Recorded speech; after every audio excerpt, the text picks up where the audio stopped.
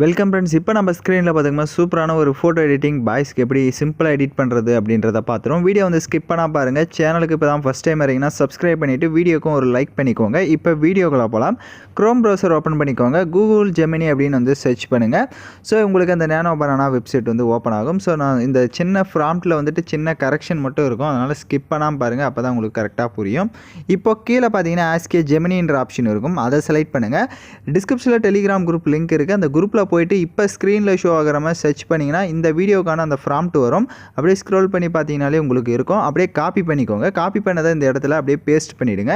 So இதில் வந்துட்டு சின்ன கரெக்ஷன் மட்டும் சொல்லிடுறேன். என்ன அப்படின்னா இது வந்து பாய்ஸுக்கு மட்டும்தான். மேலே ஸ்க்ரோல் பண்ணுங்கள். சின்ன கரெக்ஷன் மட்டும் சொல்லிடுறேன். இதில் மேலே ஸ்க்ரோல் பண்ணிங்க அப்படின்னா பிளாக் டிஷர்ட்டு அப்படின்னு வந்து இருக்கும். ஸோ அந்த இடத்துல அந்த பிளாக் டிஷர்ட் பிளாக் கலரை வந்துட்டு உங்களுக்கு ஏற்ற மாதிரி நீங்கள் வந்து கொடுத்துக்கலாம். ஸோ ஒயிட்டும் கொடுத்துக்கலாம், இல்லை என்ன கலர்ஸ் வந்து நீங்கள் ஆட் பண்ணலான்னு நினைக்கிறீங்களோ அந்த ஷர்ட் கலர் மட்டும் டிஷர்ட் கலர் மட்டும் உங்களுக்கு பிடிச்ச கலரை ஆட் பண்ணிவிட்டு கீழே ப்ளஸ் ஆப்ஷனை கிளிக் பண்ணுங்கள்.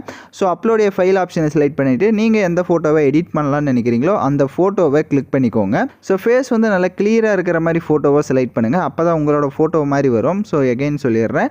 ஸோ அதே மாதிரி வீடியோ பார்த்துட்டு இருக்க யாராவது லைக் பண்ணாமல் பார்த்துட்டு இருக்கீங்கன்னா ஒரு லைக் பண்ணிவிடுங்க. அப்போ தான் நமக்கு நெக்ஸ்ட் வீடியோ வந்துட்டு போடுறதுக்கு ஒரு மோட்டிவாக இருக்கும். இப்போ ஃபோட்டோவை செலக்ட் பண்ண வாட்டி கீழே அந்த சென்ட் ஆப்ஷனை கிளிக் பண்ணுங்கள். கொஞ்சம் வெயிட் பண்ணுங்கள், உங்களோட ஃபோட்டோ வந்து ஜென்ரேட் ஆகிடும். ஸோ இப்போ நம்மளோட ஃபோட்டோ வந்து ஜென்ரேட் ஆகிடுச்சு. இப்போ நான் கிளிக் பண்ணி காட்டுறேன். இப்போ பார்த்தீங்கன்னா நம்மளோட ஃபோட்டோ நான் வந்து பிளாக் டிஷர்ட் கொடுத்தனால எனக்கு அந்த மாதிரி வந்திருக்கு.